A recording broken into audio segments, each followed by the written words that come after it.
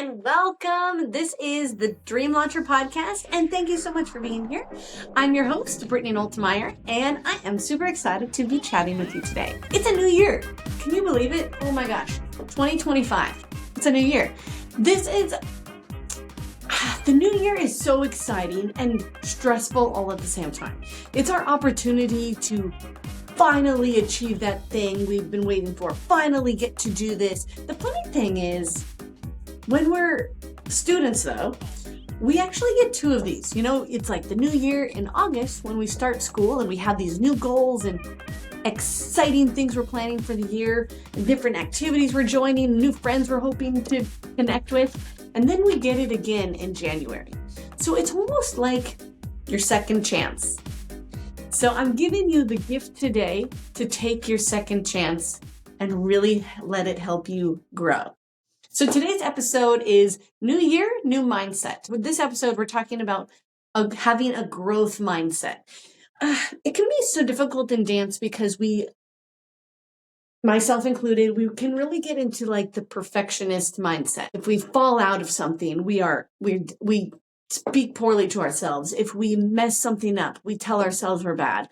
And we're always striving for perfection, which is awesome and cool. And I'm so excited I got to have that as a part of my training because I feel like it really makes me work hard in all aspects of life. But it also can be a little detrimental, right? Where if we're not perfect, then we pull ourselves down and maybe we pull back from other areas of life where we really could be stronger and really go for things. But because we're so afraid of not being perfect, it can hold us back in some areas. So that's why right now I want to talk about a growth mindset.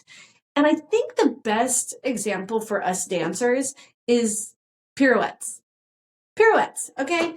When you learn how to do a pirouette, we go from a passe position, retire, or balance, releve, into that single pirouette, and then you strive for your double. And then once you get that, you strive for your triple, and then a quad. And then if you have that, you're striving for 8 or 25, whatever you're working towards. We are always looking for one more, but in an exciting way. Not, oh, I can't do it. I can't get one more. It's if I try to make this small adjustment in my life, in my posture, in my neckline, in my shoulder push, whatever, if I make this little adjustment, maybe I can get one more.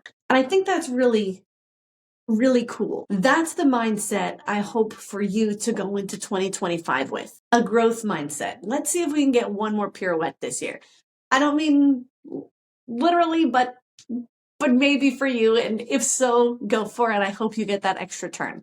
So as adults, starting the new year can again be very exciting, but nerve-wracking at the same time. You know, we start to feel like failures. Maybe we haven't been working on our exercising, or we got to organize that closet. It's always messy.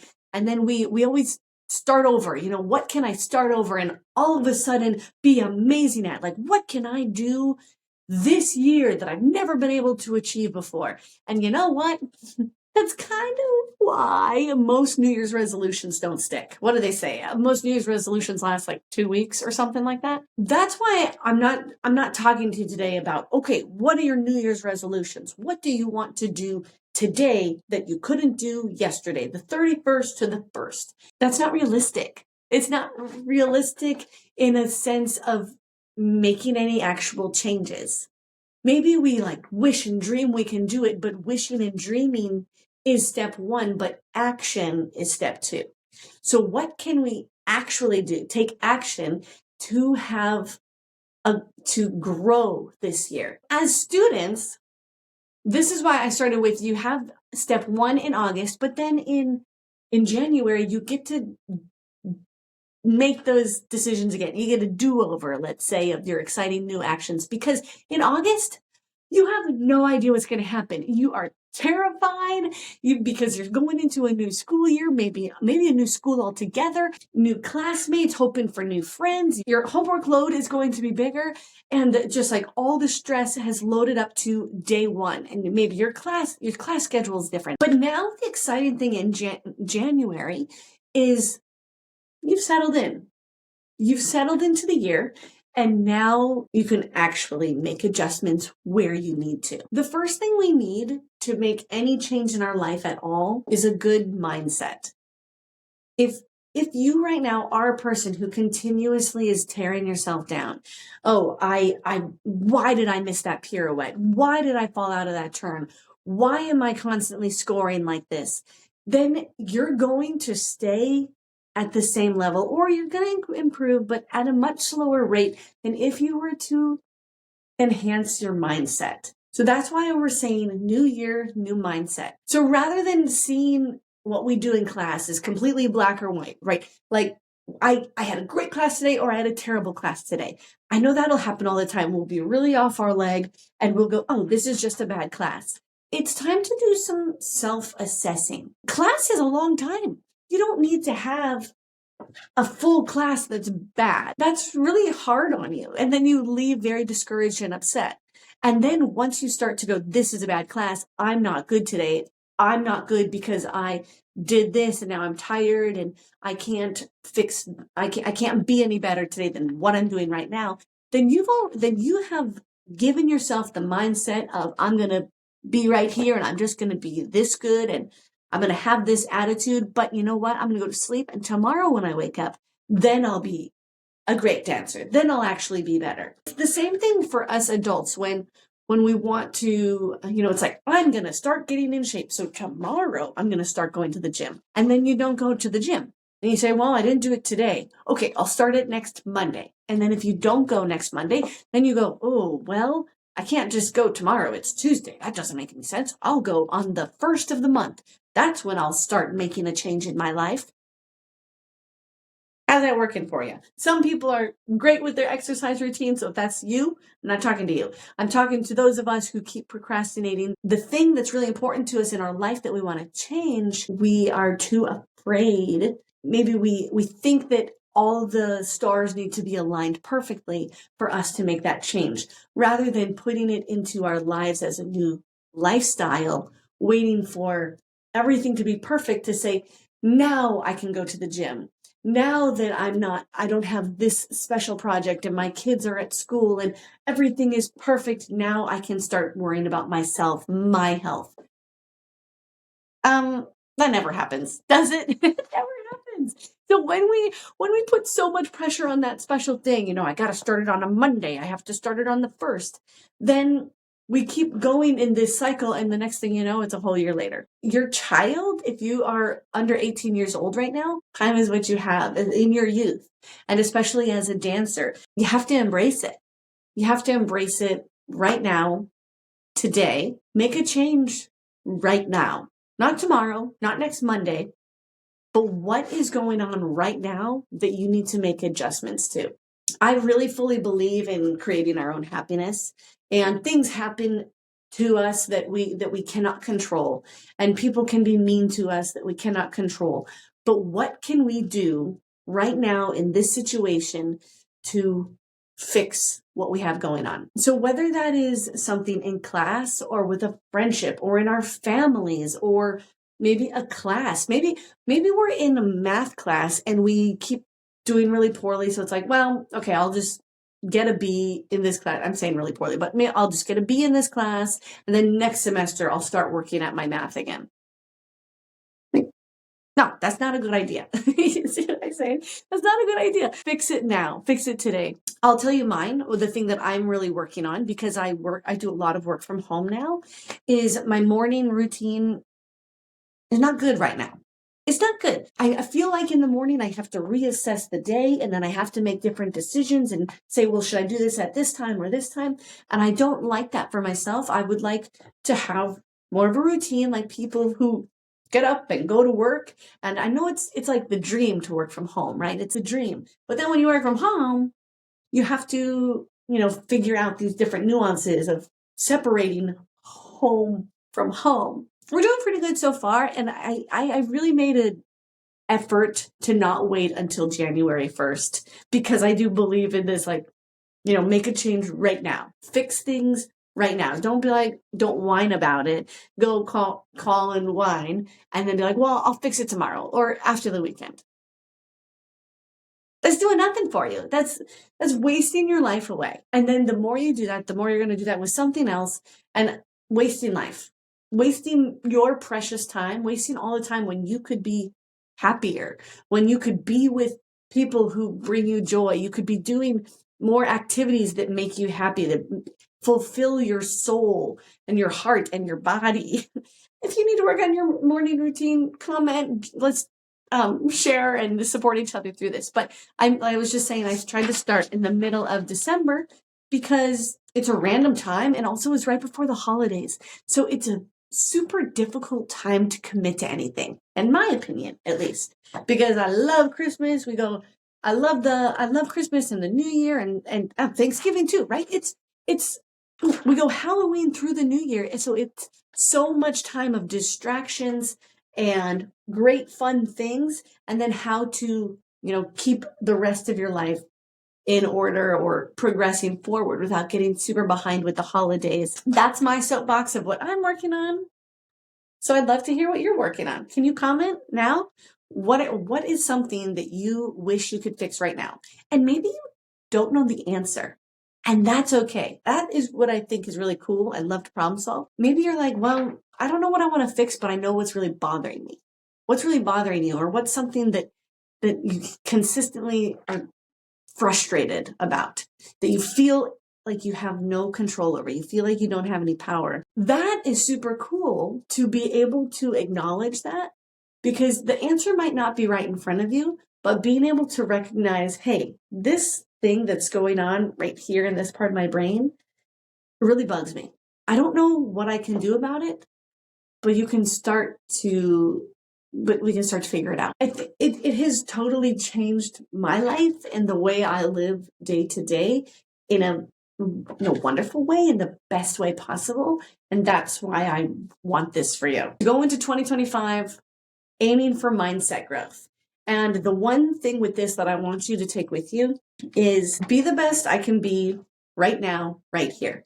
So this is our mantra. Can you say it with me? If you feel dorky doing that, fine, just say it in your brain.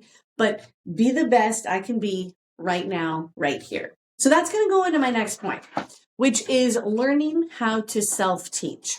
So the first thing is working on our mindset, because that's going to help us achieve faster growth in our dancing, but really everything we do. The next thing is the power of self-teaching. When we're in class, it is really complicated to hear general notes and apply them to yourself. Actually, I have some students who do both, right? So I have some students who, when they hear a general correction, they always think it's for them. So then they're kind of overcorrecting and over making adjustments. I'm like, no, you're good. Thanks you already took the correction. Thank you. I'm talking to the other people, not listening. Okay, so the overcorrector.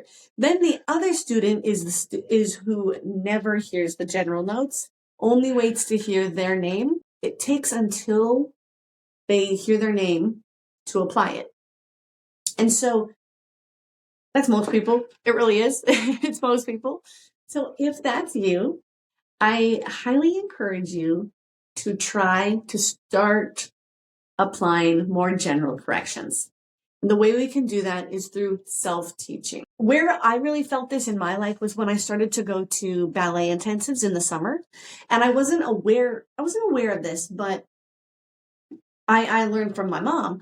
And so you really get used to your at-home studio teacher, right? And you hear the same notes, and when you start hearing it, you start to not listen to them as much. The same reason why when you go to a dance competition and the judges say, point your toes, you listen to the critique and you go, oh, mind blown. I should point my toes right there. Wow, can you believe they want me to stretch my arm in that section? I've never heard that before. And the dance teachers are going, I say this every day. I say this every week. How do they only hear it now when the judges say it? Well, it's because it's good to hear it from somebody else. Or maybe they say it in a different way, where then it clicks of how this teacher says it and how you hear it here. But, that's just how it can click. So for me, when I would take my ballet intensives in the summer, and then I would come back home, I didn't get as much ballet at home. So I had to work quality over quantity. And that's how I still work. Quality over quantity. Like, it's not about spending 100 hours in the dance studio if you're just moving like this. Tendu close. It is the quality of the movement. And your quality can improve so much when you start learning how to teach yourself. Are you doing dance competitions in your home right now? You know, we used to do that all the time. We would play dance competition. We would put on random songs, costumes, judge each other, and then sometimes would end in fights, you know. And then, because we cared, we were passionate about it. And then we would get our trophies, and we would make trophies, and it was a whole big ordeal. And it was so much fun. While we are doing that, and you're getting judged in a nice, fun way, you start to put on your teacher eyes, right? Rather than just student eyes. We have student eyes and teacher eyes. And if you can start to put on your eagle teacher eyes, look around the room. We watch with admiration, not with judgment. It can be hard to do. It can be hard to put aside your judgment. But if you're actually in class looking at others with admiration rather than judgment, that's how you can start self-teaching. That's when the other group is going and you're watching the way they're working through their feet, and you're going, I wonder how they, Sally just traveled so far across the floor. Rather than saying, I can never do that, or why is she traveling so far? Ugh. If you go, Sally just traveled so far across the floor and it looked really good. And this is just me and my brain, right? This is you and your brain learning how to self-teach. Sally just moved really far across the floor, way more than the person she was going across the floor with. And it looked good. And then if you start going, how? How did she do that? Then when we do it again, watch and start to watch different parts of the body and think, what could she be doing differently than me that's allowing her body to travel so much further and make that move that much cooler? You can start to make adjustments in your body. Group class is fantastic, but you'll only get the most out of it if you can start applying self-teaching. The best dancers in the room, I promise you, are talking to themselves. Pull up, rib cage in, shoulders back, shoulders down, hands rotated. Training your mind to start self-teaching in class to help you grow from here to here, rather than here. So the reason why I wanted to share the mantra, be the best I can be right now, right here, is because as dancers, we always talk about dance. And like, I feel like as kids, we forget that actually it's good for us because we apply that to everything. So now I'm talking to the parents. It is likely that whoever I'm talking to right now, that maybe you'll go off and be a professional singer, dancer, performer, but maybe you won't. And that's okay. We forget sometimes that the whole room is not going to be a professional. But that's not why we do what we do. We are in this room working as a team, working as hard as we can, trying to be the best we can be and be the best we can be right now. Because if you get better every single day, faster in the dance studio, you're going to start getting more intelligent with your schoolwork. Your career down the road, you're going to be more successful in because you are a person who is always striving for the best. Not striving for perfection. Only striving for perfection kind of leads us to areas where being perfect is so important that it could cause us to cheat. And I think that's a dangerous place to be. You know, you're so needing to be perfect that when you get in trouble, you can't communicate correctly. You feel like you need to lie because you're so afraid of that perfectness. Striving for better, striving for growth, but not perfection. You following? Cool. Finally, with this mindset, with training our focus for the classroom, I really encourage you to see the other students in the room with you as an opportunity and not a threat. When you are in a classroom with people better than you, you are lucky. You actually are at an advantage, because if there's people around you that are better than you, or even one person, you can You can go, I'm messing this up. Why can't I do this? You can look to the person better than you, observe, self-teach, fix the mindset, and now you've gone from here to here rather than never really getting pushed like that and just living consistently, comfortably where we are, always being told that you're the best, that you're amazing, great. But then but there's always somebody better. It's better for our learning and our development to be challenged than to always be told we're the best. And then when you get put in that shock of, oh crap, I was a big fish, little fish, big pond. I was a big fish in a little pond. Wait, little fish in a big pond.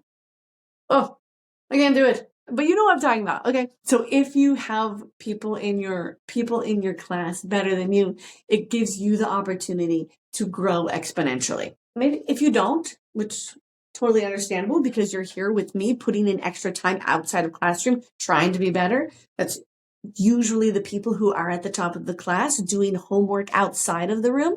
Yes. It's so easy now with YouTube and Instagram and to look things up, which I'm sure you're already doing. But that's a great tool, great resource. But you can also go to, just see older students than you. Sorry to say this, but that's why I think we do get a lot of personality issues once we are, the most elite at the studio. We know what's the best because we are the best when you're the best at your studio and there's nobody above you and you start to get this personality of yeah, I already know how to do this, or I've been being the best.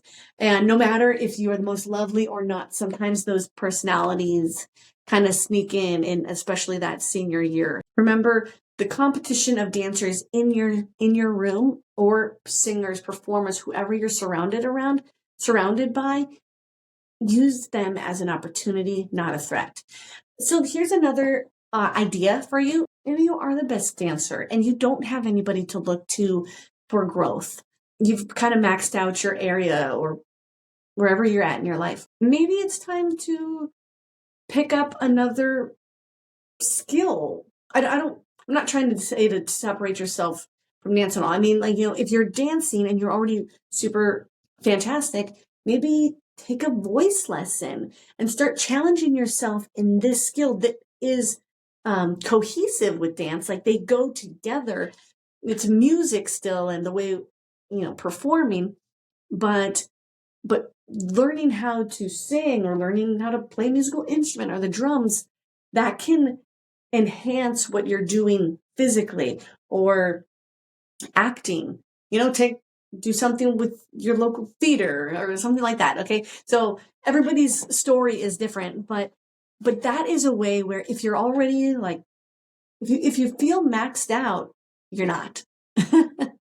If you feel maxed out, you're not. And there's always something that we can improve upon. So if your technique is maxed out, awesome. Then maybe join the musical. Even if you feel really bad at it or you hate it or you don't want to speak, do it, because the acting that you do in that is going to transfer over to your dancing abilities, and you're going to start becoming a better performer, which then is going to help increase your score, and all these things are cohesive. So that's why I say be the best I can be right now, right here, whether that's in dance, singing, in school. I really believe that you'll see great exponential growth this year. First thing I want you to do is write down one skill or habit you want to improve on in the next 3 months. 3 months. What's a skill you want to learn or improve in the next 3 months? Write that down. Second one, identify someone you admire or look up to and write down their name. Try not to choose like your mom. Okay. I love my mom, and I learned so much from my mom, but that's like a different relationship than what I'm looking for right now. Like, who's someone that maybe you feel a little bit of competition with, but rather than using that as a negative energy, to use it as my relationship with them can actually make me better, whether that's better in class, better in school, a better friend, a better sister, whatever that could be for you. And then finally, I want you to challenge yourself to practice one thing on your own this week. Practice one thing on your own Write down a skill or habit you want to learn in the next 3 months, and then identify someone you admire and what you want to learn from them. Thank you so much for listening today. I encourage you to move into the year with a growth mindset. If you are ready to accept this challenge, if you are like, I am full on Brittany, I am ready to attack this year with a growth mindset, will you just type that in the comments so I know that we are all here together, so that you are stating it as a fact today. That's what you're going to be working on, and you're going to start taking action immediately. Thanks so much for listening, and I will catch you in the next episode.